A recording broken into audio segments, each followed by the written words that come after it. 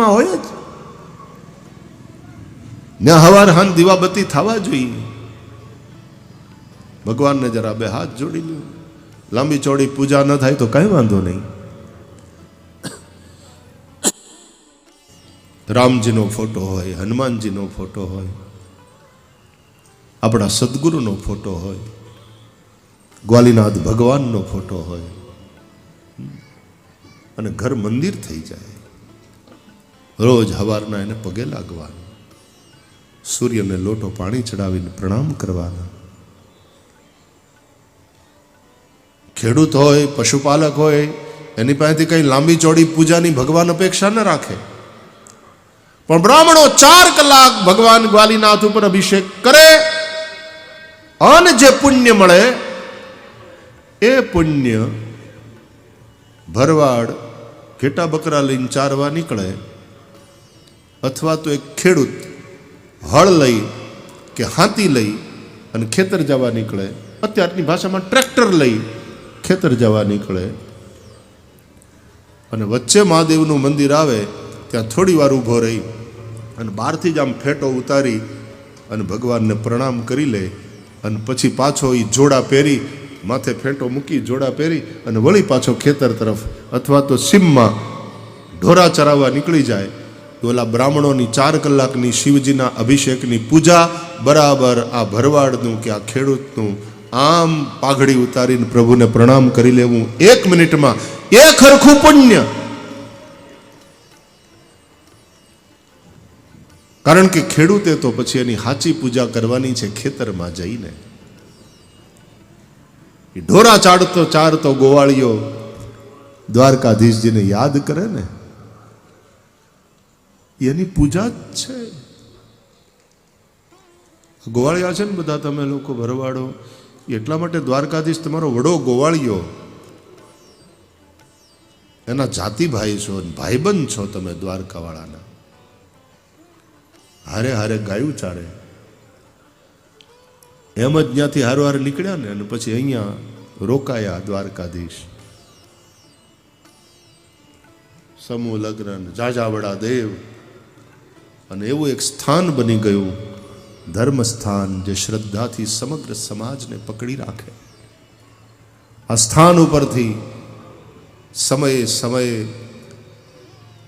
ગાદી ઉપર બેઠેલા દિવ્ય પુરુષો, મહંતો તમારું માર્ગદર્શન કરતા રહે, તમને આશીર્વાદ આપતા રહે, તમારા માટે પ્રાર્થના કરતા રહે. કોઈ દીન દુખી હોય તો એની સહાયતા કરતા રહે. ધન્ય છે આ ભારત દેશ, ધન્ય છે આ એની પ્રજા, ધન્ય છે એની ધર્મનિષ્ઠા. બોલીએ સત્ય સનાતન ધર્મ કી, સત્ય સનાતન ધર્મ કી, સત્ય સનાતન ધર્મ કી. ભારત માતા કી વંદે વંદે વંદે.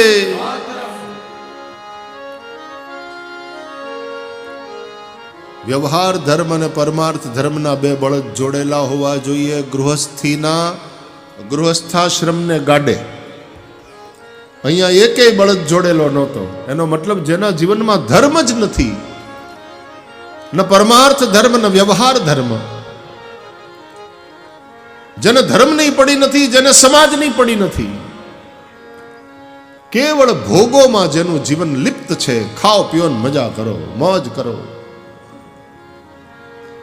એવા જીવનમાં પણ યશોદા કૃપા કરીને બાલકૃષ્ણનો પ્રવેશ કરાવે છે.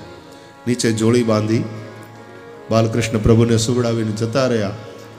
આવા પ્રકારનું જે ભૌતિક જીવન હોય એ જોઈને ભગવાનને પણ રડવું આવે કે આને મેં માણસ બનાવ્યો, મનુષ્ય બનાવ્યો, અને આ મનુષ્ય જીવનની કોઈ કિંમત જાણતો નથી, જીવનને વેડફી રહ્યો છે, ભોગોમાં વિષયોમાં એનું જીવન જઈ રહ્યું છે. ભગવાન રડતા રડતા પછી લાત મારે એવા જીવનને. આ લાત મારવી એ કૃષ્ણની કઠોર કૃપા છે. ભગવાન કૃપા સિવાય કંઈ કરતા નથી, પણ આ કઠોર કૃપા કહેવાય. માં ધોલ મારે ને કે કાન પકડે છોકરાનો, કાન મળે, દરેક મા બાપને એમ થાય કે મારા છોકરા હસતા રમતા રહે, ખુશ સુખી રહે. પણ ક્યારેક ક્યારેક એની માન કાન મળે આમળે કે ધોલ મારે અને છોકરાને રડાવે, એ પણ માનું વાત્સલ્ય જ છે, એ માનો પ્રેમ જ છે. બાળકને સુધારવા માટે એ ક્રોધ કરે છે. ભગવાને લાત મારી, ગાડું તૂટ્યું. એમ ગ્રહસ્થાશ્રમનું ગાડું તૂટે વાલા.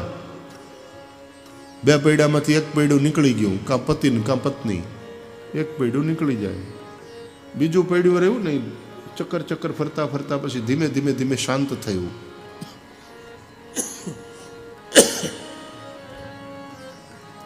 શરૂઆતમાં 15 દિવસ તો ખાવાનું ભાવે નહીં. લાઈફ પાર્ટનર જતી રહે. ધીમે ધીમે ધીમે ધીમે મન શાંત થાય અને પછી મન ભગવાનમાં લાગે. હવે આ જે દૂધ, દહીં, ઘી, માખણ, છાશ, એ બધું ભગવાનને પ્રસન્ન કરવા માટે. ગૃહસ્થ માણસે ભગવાનની ભક્તિ કરવા માટે થઈને કાંઈ સંસારને છોડીને ભાગવાની જરૂર નથી, પણ આ જે કંઈ છે બધું ભગવાનનું છે, આવો ભાવ કરવાની જરૂર છે. આ ઘર તો કે ભગવાન, જમીન જાયદાદ બધી મારી કાળિયા ઠાકરની કૃપા છે, આ બધું એનું છે બાપા, આપણું હું કાંઈ હારે લઈને આવ્યા નથી ને કાંઈ હારે લઈને જવાના નથી. હું તો રખોપિયો છું મારા દ્વારકા નાથનો, ધ્યાન રાખું છું, નિષ્ઠાથી કમાવું છું, આ બધું ભગવાનનું છે. આવા ભાવથી વહેંચું છું, હારે માર્ગે ખર્ચું છું, અને વધે એ મહાપ્રસાદ છે માનીને લઉં છું. ગીતામાં ભગવાને આવા માણસને સંત કહ્યો છે. ભલે ગૃહસ્થ હોય તો એ સંત છે જે વહેંચીને ખાય છે. યજ્ઞ શ્રેષ્ઠા શિન સંતો મુચ્યંતે સર્વકિલ્બિષૈ ભુંજતે તે ત્વગમ પાપા યે પચંત્યાત્મ કારણાત. આવી રીતે નીતિથી કમાય છે અને વહેંચીને ખાય છે, એ બધા જ પાપથી મુક્ત થઈ જાય છે, અને એ સાધુ પુરુષ છે. એ ભલે ગૃહસ્થી હોય તો એ સંત છે. એકલા ન ખાવું, વહેંચીને ખાવું. ઈશ્વરે આપ્યું હોય આપતા રહેવું. ભગવાને શકટભંગ કર્યો, શકટાસુરનો નાશ કર્યો. શકટાસુર એટલે જીવનની આ ભૌતિક વૃત્તિ. જ્યાં સુધી અવિદ્યા પૂતના નહીં મટે ને ત્યાં સુધી આ ભૌતિક વૃત્તિ નહીં મટે. ભૌતિકતા, એ ભૌતિકતાને લઈને જ તે માણસ સંઘર્ષ કરે, પાપ કરે, સમાજમાં અશાંતિ ઊભી થાય. અને એ પછી ભગવાને તૃણાવર્તનો નાશ કર્યો. એ વંટોળિયાનું રૂપ લઈને આવ્યો હતો. કૃષ્ણ પરમાત્મા જ્યાં રમતા હતા ત્યાંથી એને ઉપાડીને આકાશમાં, વંટોળિયો એવો આવે માણસને ઉડાડે. ભગવાને પોતાનું વજન વધાર્યું, તૃણાવર્તને પથ્થરની શિલા ઉપર પછાડ્યો, એના પ્રાણ ગયા. આ તૃણાવર્ત એટલે ઇન્દ્રિયોમાં રહેલા રજોગુણ અને તમોગુણનો પ્રભાવ. રજોગુણનો પ્રભાવ વધે ને ત્યારે માણસમાં ચંચલતા આવે, કામ, ક્રોધ, લોભ વધે. અને તમોગુણનો પ્રભાવ વધે ત્યારે માણસને આળસ વધે, જડતા આવે, નિદ્રા, પ્રમાદ, આ બધું વધે. એનાથી મનુષ્યનું કલ્યાણ નહીં થાય. એટલે ભગવાને તૃણાવર્તને મારી અને રજોગુણ અને તમોગુણના પ્રભાવને સમાપ્ત કર્યો. રજોગુણ તમોગુણનો પ્રભાવ સમાપ્ત થાય એટલે સત્વગુણ, એનો પ્રભાવ વધે. સત્વગુણથી શું થાય? જીવનમાં શાંતિ આવે, પ્રેમ આવે, કરુણા આવે, ધર્મ આવે. યશોદા એટલે સત્વગુણનો જાણે સમુદ્ર. એના ખોળામાં બાલકૃષ્ણ પ્રભુ, માં દૂધ પાય છે, કૃષ્ણ પીવે છે. એમાં ચૂલા ઉપર ગરમ કરવા મૂકેલું દૂધ ઉભરાણું, અગ્નિમાં પડવા માંડ્યું. માનું ધ્યાન ગયું. એ દૂધ જાય, દૂધ જાય, દૂધ જાય. કૃષ્ણને અતૃપ્ત છોડી એક કોર બેહાડી માં દોડ્યા દૂધ ઉતારવા. અને આપણી આ માવડીઓ કેટલું ધ્યાન રાખે. એ સમય કાંઈ હાણચી વણચી ન મળે તો છેવટે હાડીનો છેડો લઈ એનો પેલો કરી ગરમ ધગધગતા તપેલાને બે કોરથી ઉપાડીને એક વાર નીચે મૂકે. પોતાના હાથ થોડા દાજી જાય તો એને ફૂંક મારી લે કે ઠંડા પાણીમાં નાખી લે, પણ નુકસાન ન થવા દે. આપણી આ બહેનો આટલું બધું ધ્યાન રાખે છે ને એટલે જ મોંઘવારીમાંય તમારું પૂરું થઈ જાય, નહીં તો પુરુષનો બરડો વાંકો વળી જાય. આભાર માનો ઘરવાળીઓનો. ઘરની ગૃહિણીને રિસ્પેક્ટ, લવ એન્ડ કેર એની જરૂર છે. એપ્રિશિએટ કરો. એ જે કરી રહી છે એના માટે થઈને એને એપ્રિશિએટ કરો કે તું છે તો તારા થકી આ બધું થાય. તારાથી હું ઉજળો છું સમાજમાં, તું મારી શક્તિ છે. ક્યારેક વ્યવહારના કામમાં એને પૂછો, એનો અભિપ્રાય લ્યો તો એને એમ થાય કે ઓહ, મને કોઈક પૂછે છે અને મારા અભિપ્રાયનું મહત્વ છે, અને એને પ્રેમ આપો.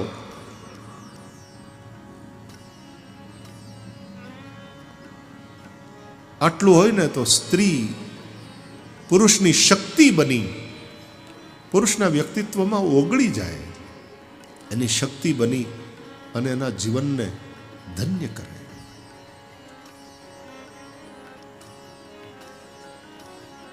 આપણે ત્યાં બહેનો એટલું બધું ધ્યાન રાખે કે મહેમાન આવ્યા ને કાંક શેરો બેરો બનાવ્યો અથવા તો સત્યનારાયણની પૂજા છે ને શીરાનો પ્રસાદ, એમાં એલચી નાખી તો એલચી નાખ્યા પછી એલચીના ફોતરા હોય ને ફેંકી ન દે. એલચીના ફોતરાને હાંચવી રાખે. કેમ? તો પછી ચા બનાવે ને એમાં એલચીના ફોતરા નાખીને એનો થોડો ટેસ્ટ આવે. એલચીના ફોતરા નહીં તો એમને એમ જવા ન દે. એવી આ બધી કરકસરવાળી માવડીઓ.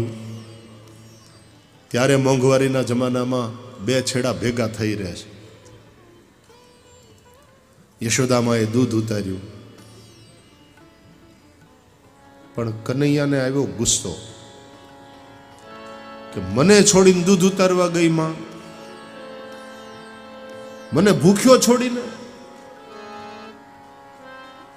એ ગુસ્સો ઉતર્યો ઓલી ગોળી ઉપર જેમાં માં દધિમંથન કરતા હતા.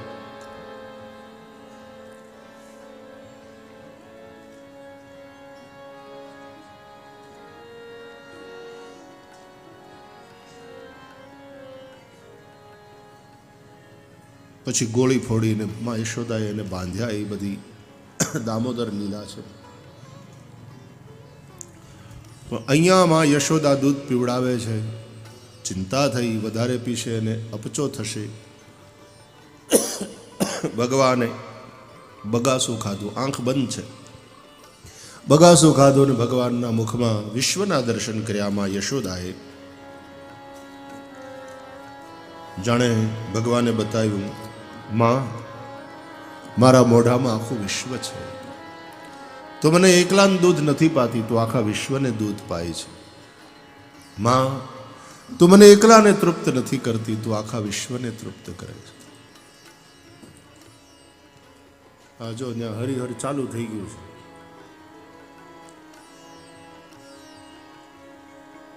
બહેનોના વિભાગમાં બહેનો, ભાઈઓના વિભાગમાં ભાઈઓ.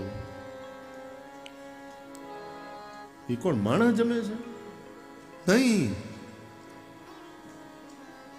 હજારો મુખ, હજારો હાથ અને હજારો વ્યક્તિનું રૂપ લઈને ભગવાન દ્વારકાનાથ આરોગે છે.